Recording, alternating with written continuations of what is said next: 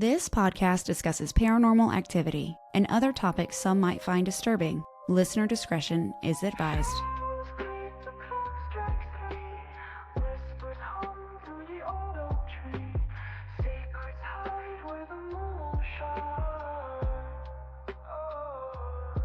Is it a chill or a ghostly breeze? A knock, a tap, what do you believe? Ghosts, gossip, gather around, where the lost and the haunted are found. Ghosts, gossip, don't make a sound. Truth or tales, we'll dig it out. I am breaking in before my own podcast because I owe somebody a shout out. His name is Nathan. He's one of my youngest, probably the youngest listener that I have other than my daughters. Well, who am I kidding? They don't listen. But he goes to school with my girls and he's had a tragically rough year. And through his pain and his own personal hardships, he has been a friend to not only my girls, but other people at the school. And I told my daughter that I'm going to give him a shout out because he has been wanting to meet me at the school and he hasn't been able to yet for whatever reason. Can't wait to meet you, Nathan. But this shout out is for you. And it's also an apology to the middle school because I gave my daughter stickers and I'm pretty sure they've ended up everywhere. And I apologize so much for that. I promise I told them do not put stickers on things. So sorry. If you need me to come scrape them off, I will. I apologize. Anyway, Nathan, thank you for being a listener. And thank you for being such a loyal friend to both my daughters. And I hope you have an amazing Halloween. And yeah, just thank you. All right, guys, to all my listeners, I love y'all. Oh, hi. It's Friday and I'm in your ear holes. It's not just Friday, though. We all know what day it is. It's Halloween. And you ghosts and you ghouls, well, you know what that means. I am here for you.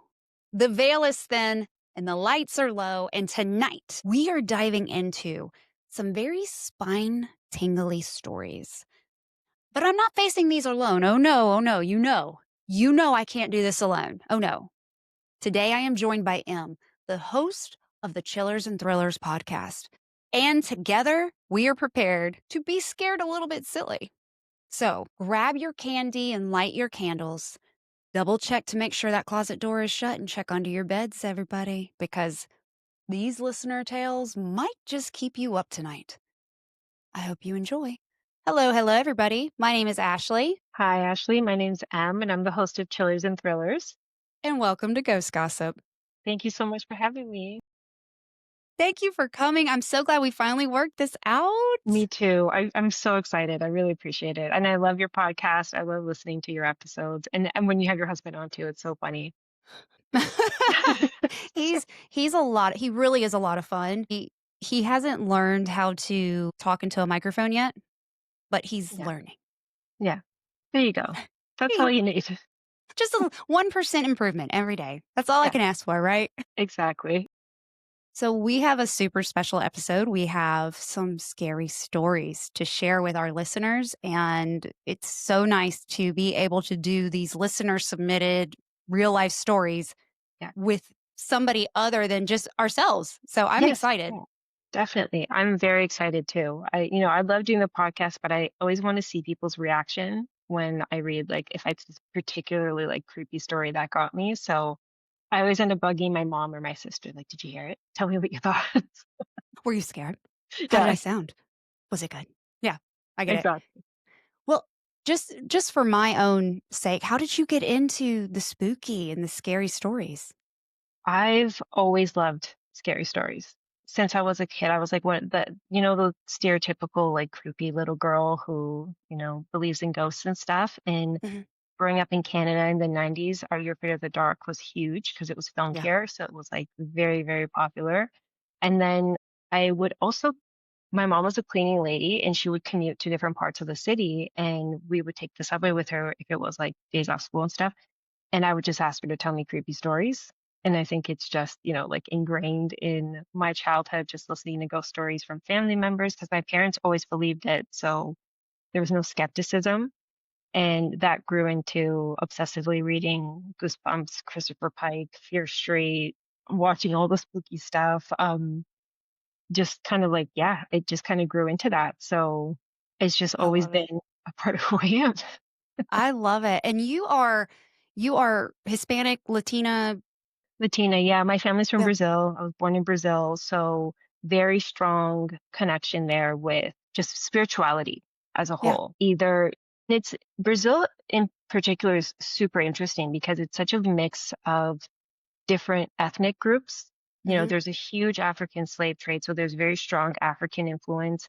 There's a lot of Japanese also, big Japanese population, Armenian. So it's just like it is literally like a melting pot. And people strongly, they have like this European kind of Christian Catholic beliefs because we were colonized by the Portuguese, but it's also interwoven with African spiritualism, Yeah. or there's a religion that's very popular in South America, but very popular in Brazil called Spiritism or Espírita in Portuguese, which mixes this French philosopher Allan Kardec and his belief in like spiritual planes and spirituality. I don't do it justice, but you know, I grew up with a family member who practices it. And you also grew up living in São Paulo. If you're at the beach or on the street, you'll see offerings to different deities, and that's Umbanda, which is this African religion. So it's really like mixed into the whole spiritual beliefs, which I think is fairly common with a lot of people of Latin heritage. Hmm. Yeah. Yeah. I'm Puerto Rican, so Oh, so you get it. I get it. Yeah. Born and raised Catholic, very spiritual. If any, when I was growing up and I'd have experiences, my mom, it wasn't like, oh, don't talk about that. It was, okay. It's like, Exactly. If you're having a slew of bad luck, my mom would, or my dad would, like light up like candles, say a prayer, but then also ask somebody who is practicing the different religions to make an offering to like clear whatever bad stuff is going on. okay, well, that makes me feel better because, like, we've had a lot of negativity in the house. Just we've had a lot of loss this summer, and it's been felt collectively by all five of us. So it's like there's just negative energy in the house. And Yeah, so, like, I just walk through and I'm cleansing, I'm lighting candles, and my kids are like, and I'm like, just let me be. yeah, Okay. Stop judging me. exactly. Just I'm you'll living thank my me best later. life. Yes, you will feel better. Here, put this crystal under your pillow. Leave an offering. Leave an offering for the saints. So I I was trying to cleanse the other day and like I have these little crystal things and I was putting them in my kids' pillows and they're like, why? And I'm like, just sleep on it. Okay. Well, I Yeah, can't sleep on that. I'm like, just do it. They think I'm exactly. crazy. You know what? I'm a good mom. Yeah, Okay. exactly. I'm taking care of you. Don't worry about Yes. it. Are you fed? Yes, Do you have a roof over your head? Okay. Stop complaining. All right. exactly. Sleep on this rock. Thank you. A little crystal won't hurt you. It is only T90. Like, There it's you like, go. you Yeah. can't feel it, Princess and the Pea. Get over it. Come on. Okay. So do you wanna go first? Because Yes. I would Yes. love for you to go first. Okay, absolutely.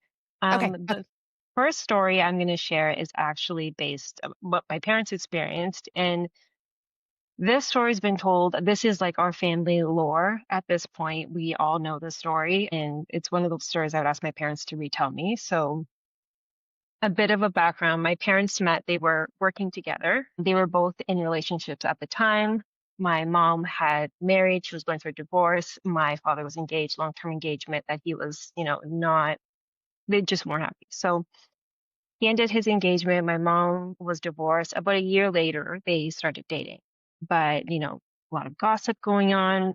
A lot of Latin American people love to gossip. So it people were trying to maybe say that there was something nefarious going on before, particularly members of my dad's family. mm. That's a non-horror gossip story if you want to hear non-ghost gossip. I understand. I Yeah. understand. So that's the bit of a background. And in Brazil, there is a religion that's called Umbanda, which makes offerings for saints, and they're very much white magic. So they do not believe in curses or anything like that because it's threefold that'll come back to you. You will pay the price for that. But there's some people who do practice more of the superstitious demonic black magic. And that kind of divides people who practice Umbanda and practice Candomblé. And it's kind of more like a Santeria type of approach to life. So that's the bit of a background. And a lot of the time, people who practice, who do these offerings, which we call Macumba, are also Catholic or Christian. There's kind of like an overlap there, and it's not, they don't see it as being opposite to one another. They just see it as something that they can use and leverage. Okay. So on to my story. So my father had broken off an engagement a few months prior, almost a year, to him and my mom starting to date. They had been coworkers for a while at this point. My mom's family is from the north of Brazil, which is an area called Ceará. And I've previously mentioned in one of my previous episodes that a lot of this, we could equate the stereotypes to that region of Brazil to people from like Appalachia region. They're seen Oh, as okay. lazy, low intelligent, just kind of a hick vibe. So my dad, this was 70s, early 80s. My dad was from like a middle class family. They looked down on my mom and him dating, especially on my mom. They thought, all of that just kind of wrapped into them just not being happy with the relationship.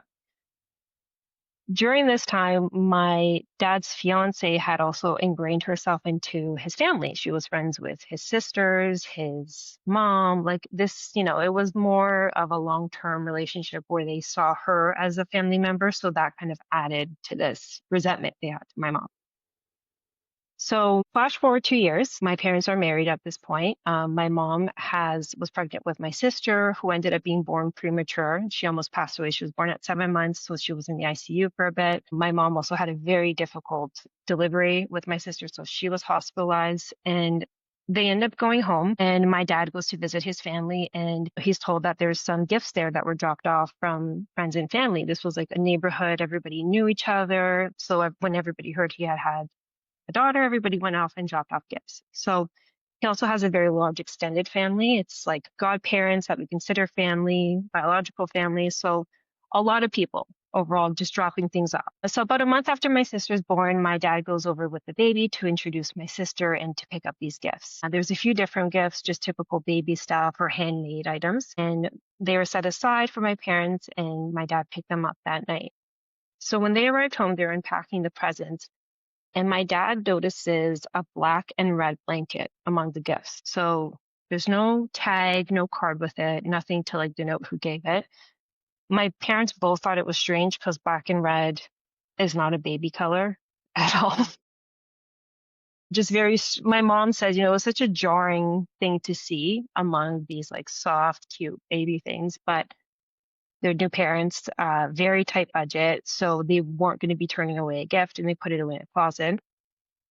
But my dad says he asked my mom not to use the blanket. He didn't like the feeling he got when he first saw it. A few days later, there's a cold spell in the city. And if you're from Sao Paulo, it gets very damp and cold. And the houses, I don't know now, I don't think so now, but at the time, there's no really like central heating because it's a hot country. So when it gets cold, it gets pretty cold inside the house. So my sister at the time, also because she was a preemie, she had some medical issues and she had really serious acid reflux, and she would throw up a lot. And on this day, she had to put up on almost all her clothes and blankets. And same thing at the time. And because of my parents' budget, they didn't have the money for a washing machine. So everything was hand washed and hung up to dry. So out of complete desperation, my mom ends up using the red and black blanket while she waited for the clothes to dry. And my mom says, whenever I would wrap her in this blanket or put the blanket near her, she would cry, just like hysterically cry. And initially I thought maybe the material was a bit rough on her skin. So I rubbed it on my face, just to make sure it wasn't prickly. And it was soft. There's nothing there. There wasn't like a smell that was maybe overwhelming for a baby, nothing like that. So my mom had a bad feeling about the blanket, but since everything else had been hung up to dry, they weren't dry yet. And she didn't want the baby to go cold, especially because she's such a medical scenario with her being born premature. So this went on for hours, and my sister would cry and couldn't be consoled. But the minute my mom would take the blanket away, she would stop. So my dad comes home late that night, and my mom told him about the blanket and how my sister had been crying all day. And she ended up out of desperation just wrapping the baby in sweaters to keep her warm. My dad instinctively knew the blanket was to blame. He got a bad feeling the moment he saw it, and he didn't think it was a coincidence that my sister would not stop crying when the blanket was on her or near her. And he knew he had to destroy the blanket. So that night he took the blanket to a drainage ditch behind the house, threw alcohol on it, and set it on fire. He said, I stood there until the fire went out and I knew the blanket was destroyed. Whatever was going on with it, I knew I had to ruin it. My dad called his sisters and asked if they knew who had gifted the blanket. Since it was so distinct, it should have been easy to tell who gifted it. No one knows for sure, but one of the family members that wished to be anonymous strongly believed it was a gift from his ex-fiancée. Mm-hmm. So flash forward now to many years later, my father's family has accepted my mom. And when we lived in Brazil, we would frequently have Sunday lunches with my dad's extended family. Once one of my father's cousin, who had been friends with his ex-fiancée, spoke to my mom and told her that the ex-fiancé found out when he was engaged to my mom, she sold her car and paid for someone high up in Umbanda to put a curse on my mom and her lineage. As long as my mom was with my father, she would suffer. So my mom doesn't think it's a coincidence. She suffered so much during the pregnancy, almost died during childbirth, and my sister was born premature with so many medical issues. And it's definitely not a coincidence that the blanket was red and black, because as my mom told me this, there's two distinct parts of Umbanda. There's Umbanda, and then there's something called Kimbanda, which is more of the dark magic, black magic. They believe that nothing is without cost outside of a financial realm. So a kumba will only last a certain amount of time, and then the energy will return to the person who ordered it. And in my research, I could be wrong, but the research that I did, the red and black is strongly affiliated with Kimbanda, and one of their kind of gods that they pray to, who is more of the negative guy. So it's definitely not a coincidence. And that, that's kind of marked my family for decades. Is it still going on? It hasn't returned to sender yet? We don't know. So the last I knew about this woman is that she never married. She never had kids, and she's still, she's still hanging out, but Destined to be a miserable bitch the rest of her life. Let it go, lady. yeah. Jeez. If somebody doesn't want to be with you, why? Yeah. Okay, sorry. Yeah, the moment you said there was no tag, I was like, that came from that heifer. God. Yeah. How's your sister now? Is she good now? She's good. Yeah. She's good Okay. now. She's Well, that's good. kids. Everything's going great, knock on wood, but yeah. And your mom healthy? Yeah. Well, good. So Golly. yeah, I think that was it. My word. People Yeah. be crazy. Like, yeah, To sell I your don't. Well, car. To yeah, sell you your car. sold your car. That is commitment on another level. You need your head examined. If you're going to sell especially in Brazil, like, and especially back in the 70s, 80s, at this time period, wherever it was, if you had a car to begin with, especially if you were in an area that maybe wasn't, as populated or wasn't the revenue. So, you know what I mean? Like it's like a luxury. Exactly. You have a vehicle and you sell it to curse somebody. Yeah. That's commitment. Horrible commitment. Wrong commitment. Don't do that, people. Yeah. Jesus. I don't understand. I don't like curses. Like or like hexes. I'm like, because I truly believe karma. Yes. 100%. What you put out will come back. Absolutely. I completely agree. And that's why a lot of people I know in Brazil who practices, they strongly, they steer clear of that because you're paying for it one way or another. Oh, yeah. And you don't want to deal with that. No, it's not worth it because pain is temporary. Like it might hurt in the moment, but zoom out and in a few years, it's going to, in the grand scheme of life, it's not going to be that long. Exactly. Time heals all. That's what I tell my daughters like all the time. Don't make permanent decisions off of temporary feelings. Yes. Don't sell your car to curse an ex. Okay. It's going to be a new life lesson I teach all my Exactly. children. Yeah, that's a great They're going to one. be like, first it's the crystals, and now you're telling us don't sell a car. We can't even drive. Yeah, well, keep in mind when you do drive. When you get older, just trust me. Sorry. I was listening to your trailer for your podcast, and you Or said something like with like no comedy, comedy or something. And I was sentiment, like, or yeah. uh-oh. But that's why I love your podcast and I love other podcasts where there is comedy, where you can really tell like the personality behind the person telling it. I love that. For me, Okay, I want good. it to be kind of like the Serling of like, the Twilight Zone where he does the intro and then it's like he's just this nondescript man in a suit smoking a Right. cigarette who does your intro and that's like the vibe I want it to go for. But I I love love it. comedy and paranormal. I love it. And I try, it's funny because like my husband, when he first started doing this with me, he was like, I'm like, loosen up. Like, it's okay to crack a joke. Well, I don't feel like I could joke about stuff like this. I'm like, They're dead. well, yeah. And it's like, it's okay. Like, it's not like we're making fun of anything. Like, Yes, it's exactly. okay. Okay. Okay. I love that. I mean, I don't love it for your mom, but I love the story. Okay. So this is from one of my listeners, and her name is Melissa, and she has a lot of stories. She has a lot of stories, and this one gave me chills. So, okay. Perfect. I've always been able to see and feel things. I never thought much about it. I just assumed it was normal. Recently, I found out that my mom and her sister sense things too. I personally believe it's because their dad and his family were part Cherokee. The first really scary experience happened when I was 18, just before I got married to my first husband.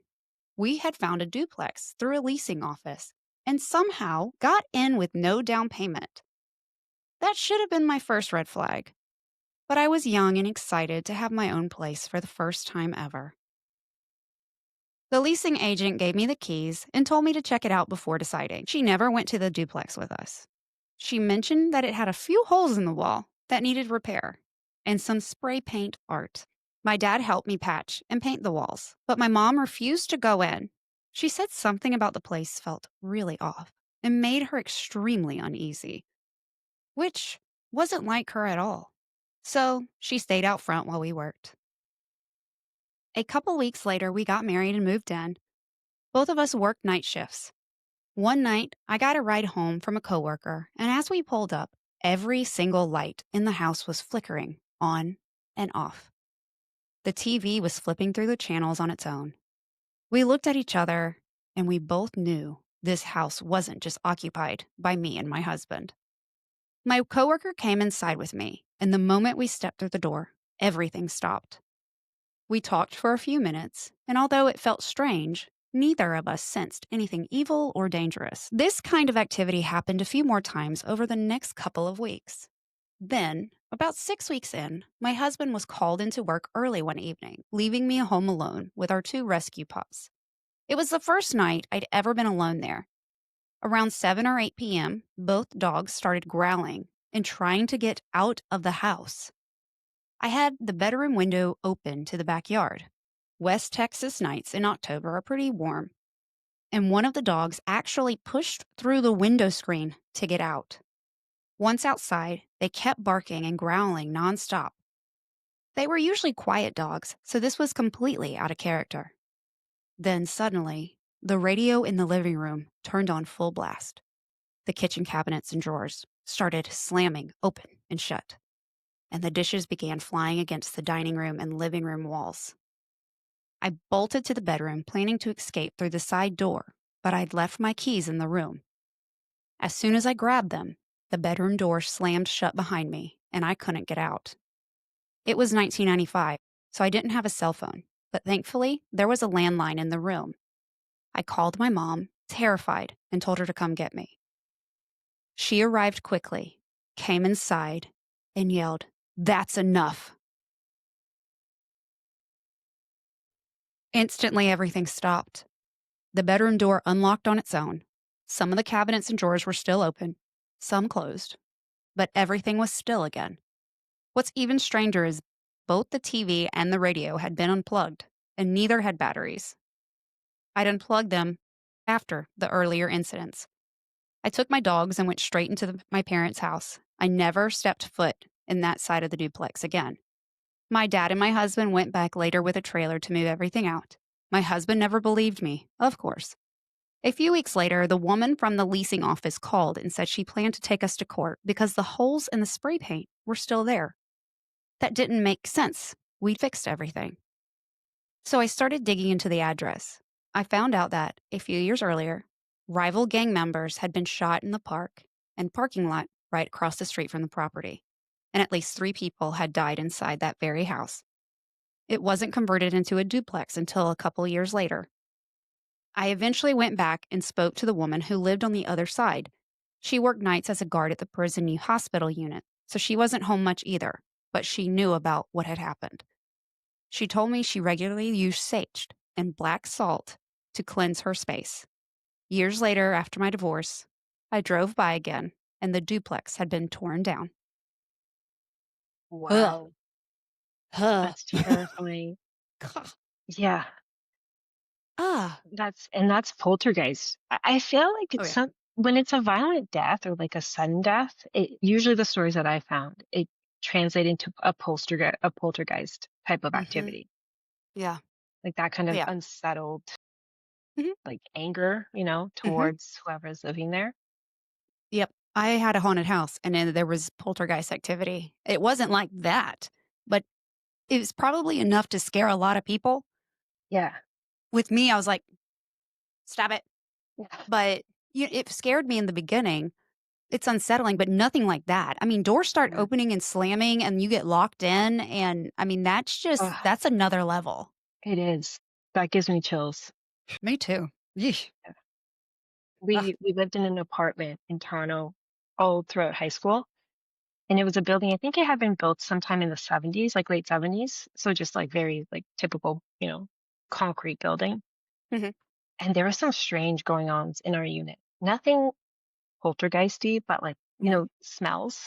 Like and my mom's a big thrift shopper, so we don't know if it was the apartment or an item that she bought, but just like there would be one spot where it would smell so strong of like dog feces.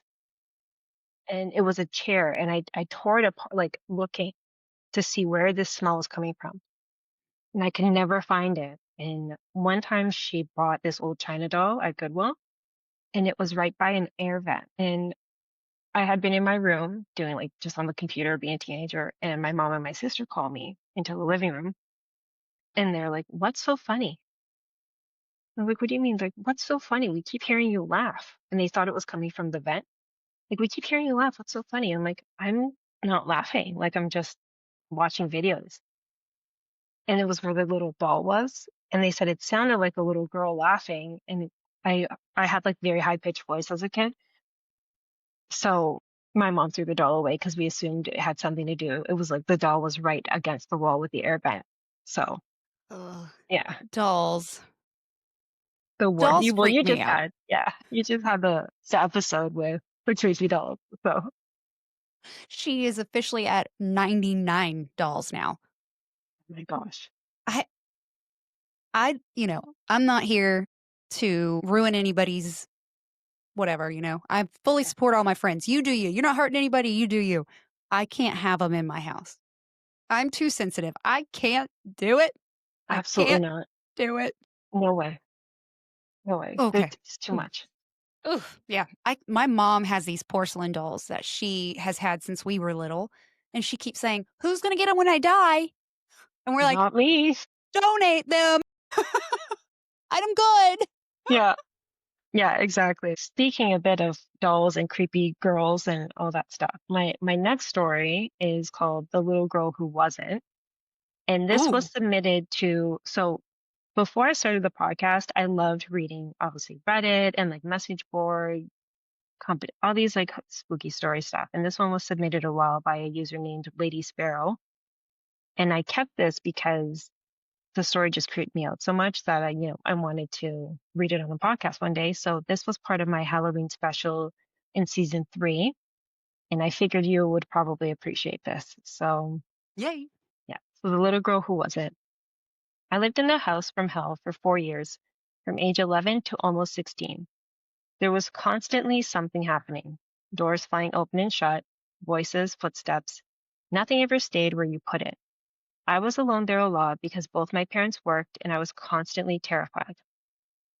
One of the most gut level disturbing things, though, was the little girl in my bathroom.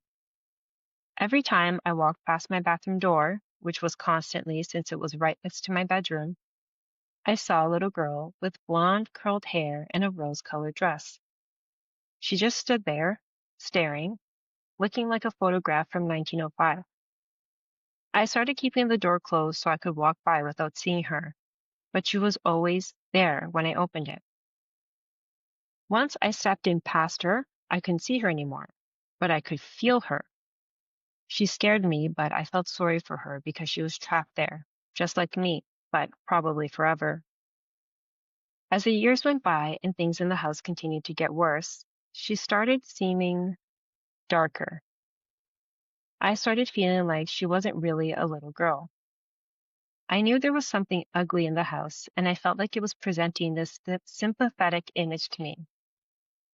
Then I started thinking I was completely losing my mind. One day when I was 14, I had a friend come from out of town stay with me for a week. I hadn't told her anything whatsoever about the house because I didn't think she would come if I did.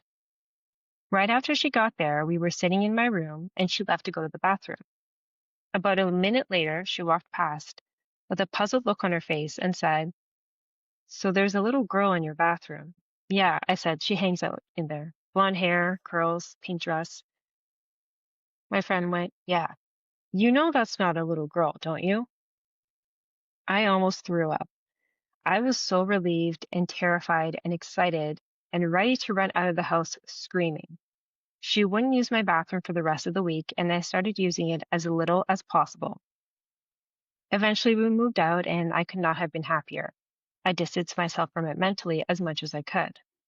Then, when I was 18, I took another friend on a road trip to pack up a few things. I left I left in the house. Sorry. Took a road trip to pack up a few things I'd left in the house. My parents hadn't managed to sell it and wouldn't be able to sell it for 5 more years. The minute we got on the property, my friend seemed uncomfortable. When we came around the bend in the long, steep driveway, he went completely white.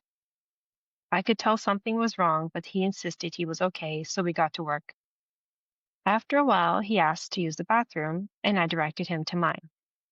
Not 20 seconds after he left, he comes running back in, gasping for breath, and slammed the bedroom door behind him. He started babbling about a little blonde girl who really isn't a little girl. All of a sudden, he went dead still, looked me in the eye, and very solemnly said, "She's not happy with you. You left, and you weren't supposed to." We threw whatever we could grab in 2 trips in my car and got the F out of there at top speed. Oh, wow. Yeah. Ugh. Mhm. Ugh. How do you feel about kid spirits? It depends because a lot of it I feel, and I think this has been become a bit more understood in like the paranormal community. A lot of the time, whatever religious denomination you are, but children spirits automatically go to Hmm. heaven or the better part of the spiritual realm because they're children, right? Right. So a lot of the time I find that any story that involves a child as a spirit or a ghost is more likely demonic, Hmm. copying, a Yes. child. Or in some cases, I know there was some poltergeist cases where there's multiple spirits in a house where they're being kind of like trapped by like the dominant negative You're right. energy. Hmm. They How can't about you? move. Exactly. Yeah. Yeah. Yeah. That makes sense. So I feel that way about little children spirits as well, that I've never met, I say meet, like I meet them, but I've never had any encounters with an actual child spirit that I knew was an actual child. I've had Right. nightmares where I opened my closet door and there was a little girl in the closet with black eyes. And I'm like, "Oh," and I like wake up and I'm like, what was that? But I've Yeah. never had like any true encounters with real children. Oh my God. I was like, I can't even talk right now. But a true child spirit, I have friends that are mediums and they love them and they're like, they're not demonic. But I think they are probably trapped because of what happened to them and where they are. Right. Ugh. I wonder if it actually was an actual little girl, which I don't think it was, Mhm. what could have happened to her there, you know? Yes, exactly. Ugh. Ugh. Ooh, ah, my arms are chilled. Mm. Oh my gosh. Have you ever had any encounters? No, like I've always like strange phenomenon in terms of like hearing strange things or things more glitch in the matrix. Like you swear you put something somewhere and it's not there, Yeah. and look all over the place. I've never had like a direct encounter. There was one time when we were living in Brazil. We lived over a bakery, but it was kind of like it was a really cool apartment, I and bet it smelled delicious. oh, so good. Yeah. But I woke up in the middle of the night, and I have two older sisters and my mom and my dad. And I woke up to use the bathroom, which was right next to my room, but you had a view from the bathroom down the hall, which would that lead to the door that was my parents' room. And I was in the bathroom and I heard a man's name calling me, but my nickname, my name's shortened, so my name starts with an M and the second letter is A. So he was calling me Ma, which is a very common like shortened nickname for my full name. And it was not my dad's voice. I know my dad's voice, and my dad snores very loudly, so I could hear him snoring under the person calling my name. They called me about 3 times, and I stayed in the bathroom for almost 2 hours. I can yeah, I can leave. Oh my gosh. Yeah, Was it like 3 in the morning? yeah, Yeah. Okay. Yep. How did I know?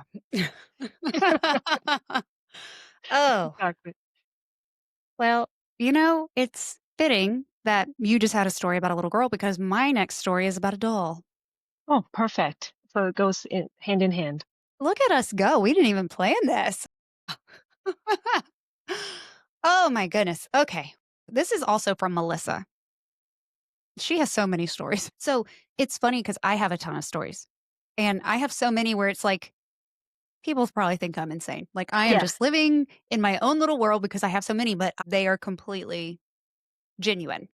that's why I love the paranormal community and the podcast, the paranormal horror community so much Yeah. because we all, like, believe in one another and Yes. And it's there's no having to deal with that kind of no. yeah. Every time I'm on somebody's show as a guest, I'm like, I swear I'm not crazy. And they're like, look where you are. We don't think you're crazy. But when I say it, it's like, I sound Yeah. insane. Mhm. Yeah. Okay. All right. So Melissa's second story. Oh, hold on, let me get some water. I'm starting to smack. I'm starting to hear myself. I hate mouth noises. Me too. It's gotten worse as I've gotten older. Yeah. My husband, I'm like, do you have to chew when you Yeah. eat? I say that specifically to my kids. I'm like, I cannot say I say mouth noises. I'm like, please stop making mouth noises. Yes. Please. Yeah. Please. Yeah. I'm about to like jump out the window. Please Yeah. stop. You know what's funny though? My dog can sit there and make all the mouth noises he wants. Like he can eat. And I'm like, you're so cute. It's natural to them. So it's like it's okay. It's okay. They're so cute. They're like smacking and they're just so happy and they're so cute. But then my husband does it and I'm going to like, whew. Okay. When we started packing up my childhood home to move my mom's things down with us, my best friend brought her cousin along to help and to take all the dolls my mom had collected. Mom had at least 45 or more.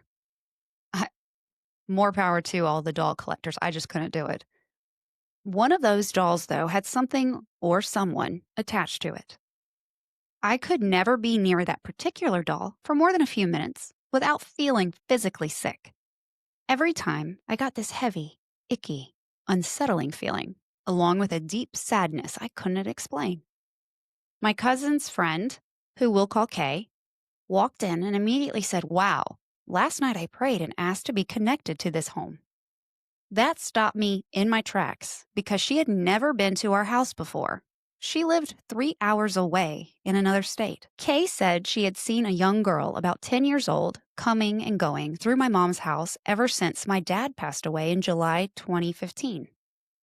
She said she could feel my mom's sadness and had even seen the little girl watching over her. My mom, who has dementia, used to tell me the same thing, that there was a little girl who would look at my dad's pictures, sit near the TV, and even share popcorn or ice cream with her. Mom's always been sensitive to spirits. She could see, hear, smell, and even talk to them. I'm a little different. I tend to see them in different ways, like my dreams, and I can communicate with them that way. And I sometimes catch glimpses while awake. They don't appear as solid people to me, not like they do for my mom. Anyway, Kay said the little girl was attached to one of Mom's porcelain dolls, a doll my mom had found somewhere and brought home years ago. The spirit connected to it felt dark at first, but not evil. It seemed like she only wanted to scare people away to protect the home and my mom. By that time, my mom had already been living with us in Tennessee since 2020. Kay said that the night before coming over, she dreamt of the little girl walking into the house from the backyard, though in her dream, the layout of the room was flipped. When Kay saw the doll in person, she said, "Its name is Gala." But she also felt this deep, heavy darkness and fear around it. Still, she believed the little spirit wasn't truly bad, just lonely. Kay asked us to leave her alone with the doll for about 30 minutes. When she came out, Kay told us she didn't think Gala had ever been human. She couldn't quite tell what she was, but she felt Gala simply needed a purpose, a job. The doll's spirit wanted to help and protect my mom's home. Kay decided to take the doll home with her. Now, Gala sits on her shelf by Kay's front door, and every time someone walks in, the doll greets them. Kay talks to her all the time. As for the rest of the dolls, Kay donated them to young girls in her town and church. Some of those little girls had never had a doll before, so they were thrilled. I've always had a big fear of dolls, and my mom's house was always full of them. Hold up. She gave haunted dolls to little girls at church? I was gonna say, Ma'am, ma'am, I think that's a conflict of interest. yeah, you got to rethink your priorities a little bit there. Like, you could have sold them on eBay, Yeah, yeah, exactly. or given them away on Marketplace. I don't Yeah, know. Gosh. I, you know, I know she doesn't know, but it makes me wonder. I wonder if any of those little girls were able to be like, "Ooh, I have a haunted doll." Or you know what I mean? Like, eventually, yeah, like, I yeah, wonder if this doll is haunted. Like, yeah. Is I there something wonder. funky going on? And it's this doll. Yeah, Mm-mm. she's a lot braver than I would ever be You got to that keep right. I'm to not keep taking the doll. anything home. Yeah, no way, It absolutely needs a not. job. Well, you know what? I am not a temporary agency. Exactly. No.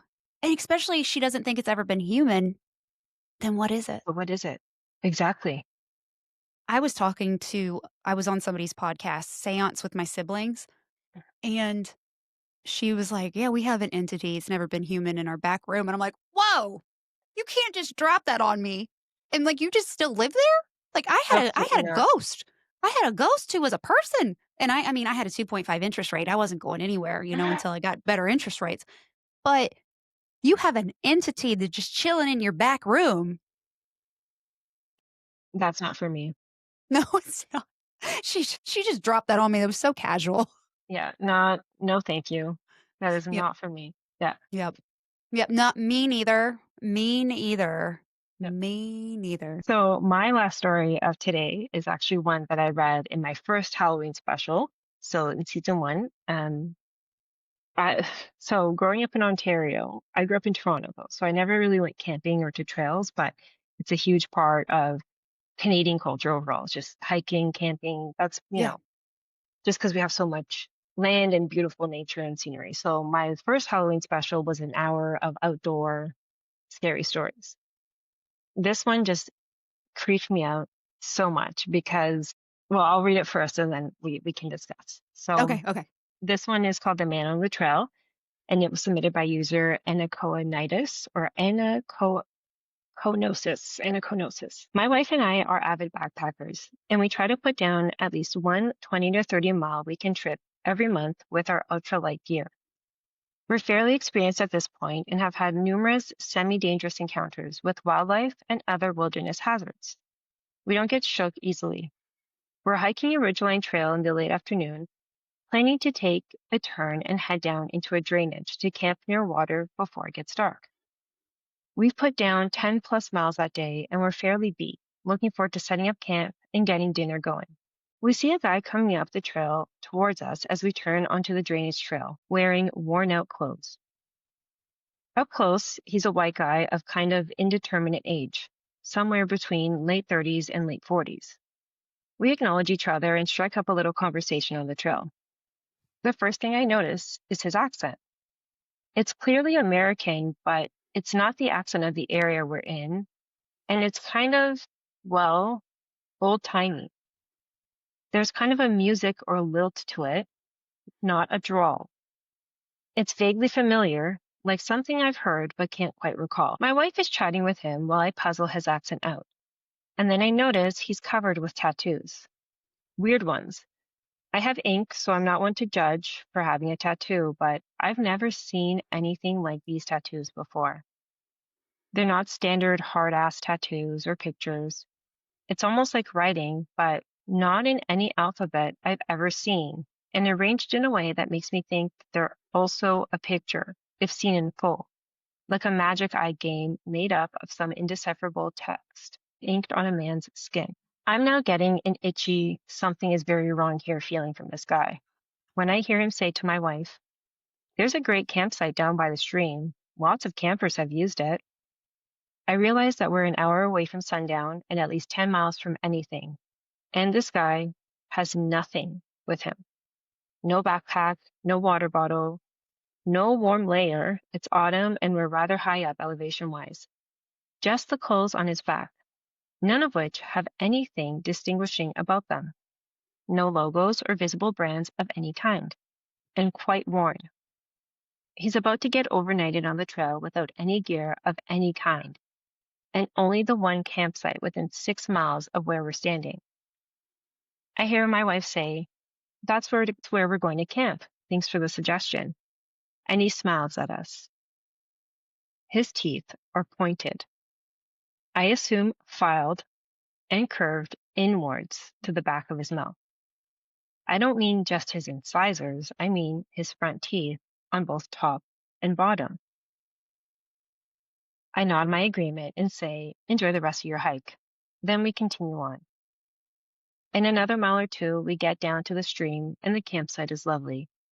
Beautiful green grass, about 3 inches high, flat, dry, easy water access.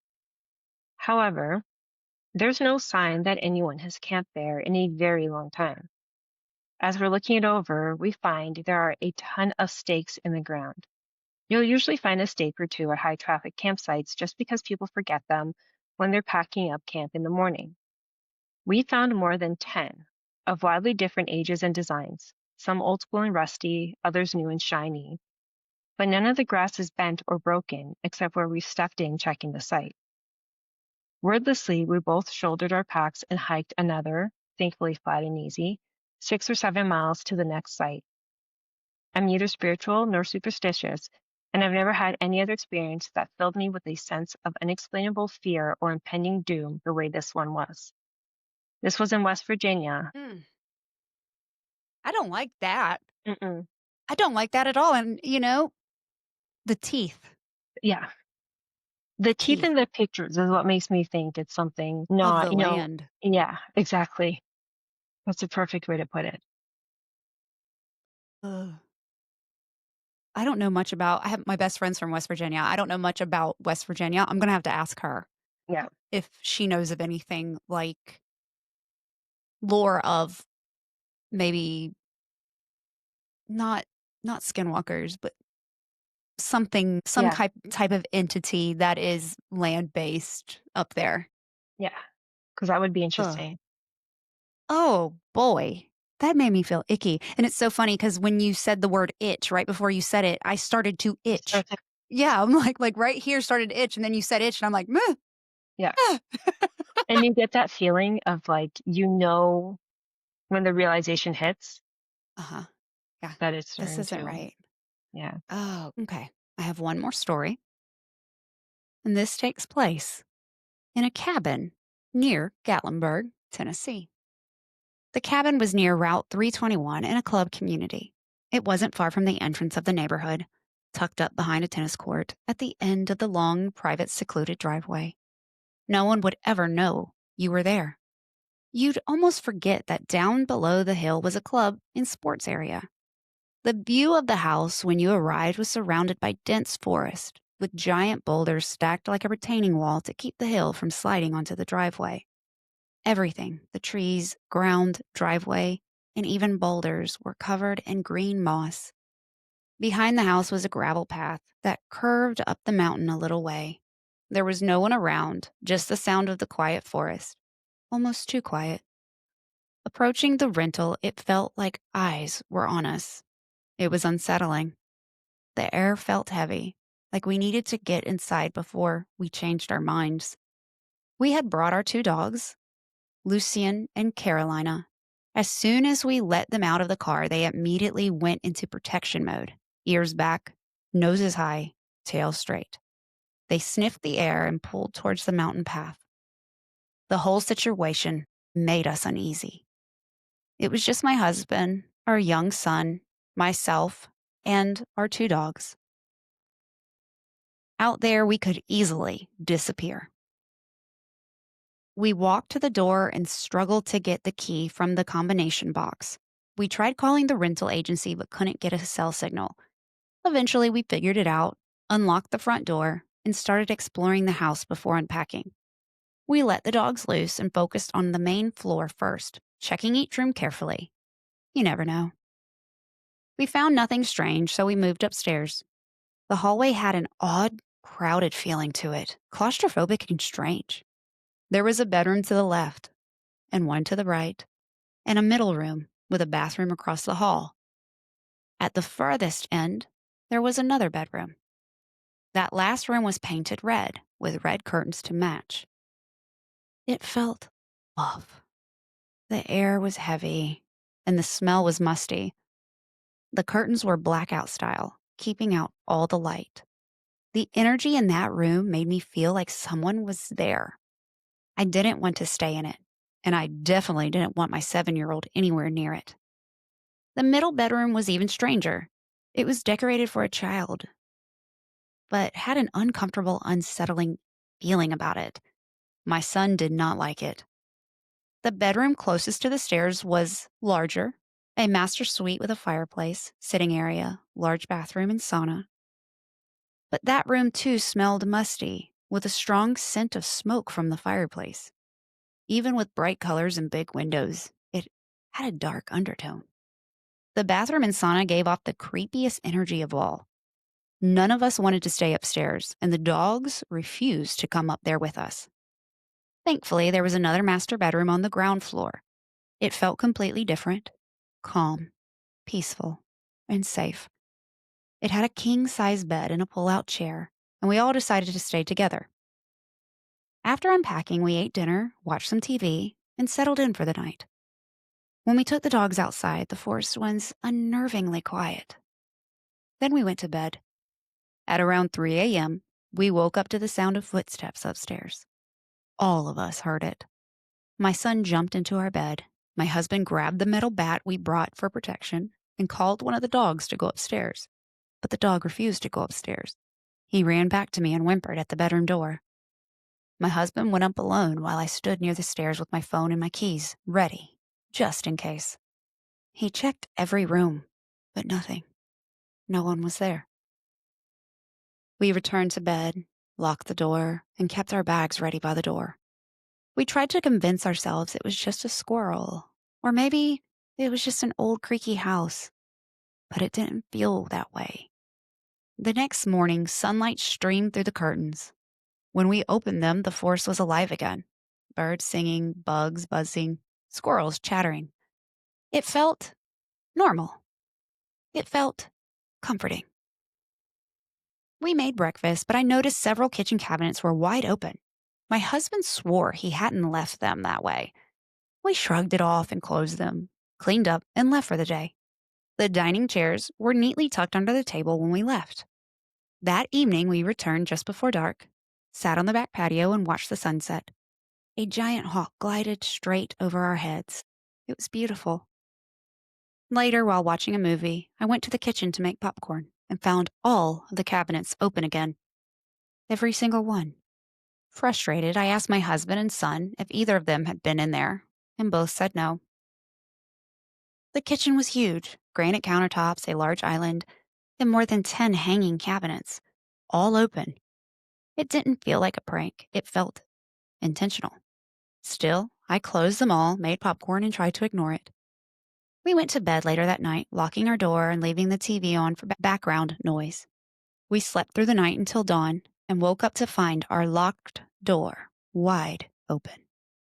2 large styrofoam cups that had held leftover milkshakes were sitting perfectly upright in the middle of the bedroom floor. Not a drop was spilled. The dogs were lying on the bed with us, calm. No guilty looks, no mess. It made no sense. We laughed nervously because what else could it be? Then I went out to the dining room and found all the chairs stacked upside down on the table. My husband came in and stared, speechless. He suggested maybe a cleaner had come in, but the door had been double locked and our door jamb was still in place. Why would anyone quietly unlock our bedroom door, place our drinks in the center of the floor, and leave? I asked. He had no answer. We started to worry. We paid a lot for this rental. Could we really stay 6 more days? That day, we stayed near the cabin, trying to shake off the feeling. When we finally went out for a few hours, we left the dogs with food, treats, and the TV on. Everything was tidy when we left. Cabinets closed, chairs normal. When we returned, the dogs greeted us, frantically, tails wagging but eyes wide. It's like they were saying, "Don't ever leave us here again." Later, my husband said he was going to explore upstairs. He said he'd be right back in like 15 minutes, but we lost track of time. 3 hours passed, and he still hadn't returned.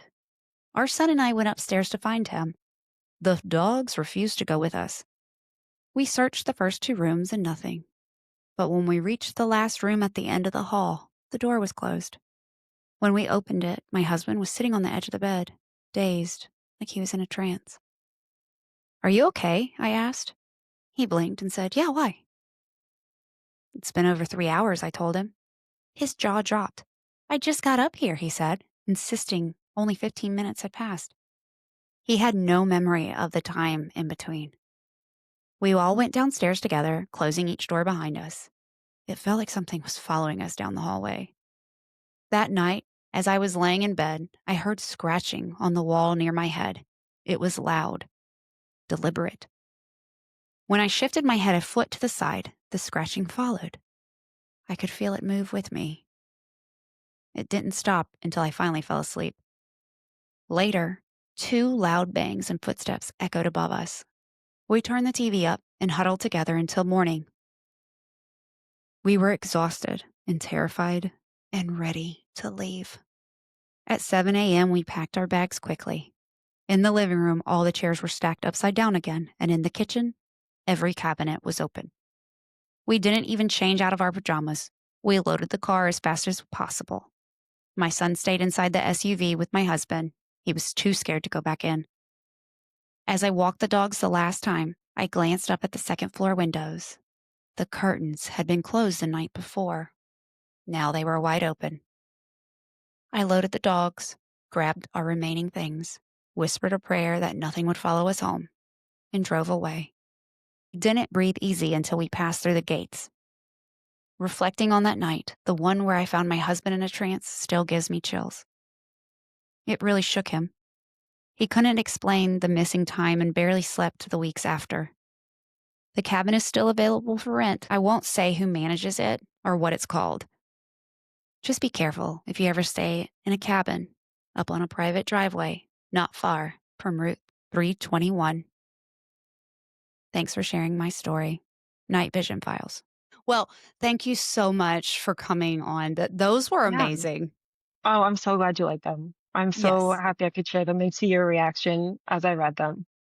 I'm expressive, so I hope you enjoyed this. Yes, very much.